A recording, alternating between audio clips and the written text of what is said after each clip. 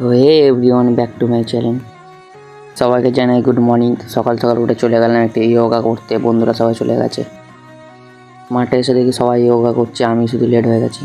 বাড়ি এসে সবাইকে ডেকে নিয়ে বেরিয়ে গেলাম একটু বাদের দিকে ঘুরতে যাওয়ার জন্য। বাদে এসে বসেছি, দেখছি এরা গান শুনছে হেডফোনে। আমরা কী বলছে কিছু বুঝতেই পারছি না, আমরা আমাদের মতন বকে যাচ্ছি আর মজা নিচ্ছি। তো বাদ দিয়ে বাড়ি চলে এলাম একটু পেট ভজন করার জন্য। ভাত দোকান দিয়ে চানাচুরের মুড়ি নিয়ে চলে এলাম। পেট ভজন করে বেরিয়ে গেলাম আমি আর দীপ ভাই টোটো নিয়ে একটু কিছু কাজের জন্য। কাজ বাজ করে দীপ ভাইদের বাড়ি একটু চলে এলাম। এদিকে যে বিলে গান চলছে তাই একটু শুয়ে শুয়ে শুনছিলাম। গান শুনতে শুনতে দুপুর হয়ে গেলো, বাইরে বেরিয়ে দেখি বৃষ্টি হচ্ছে, তাই আমরা চার ভাই মিলে বেরিয়ে গেলাম একটু মাঠে যাওয়ার জন্য।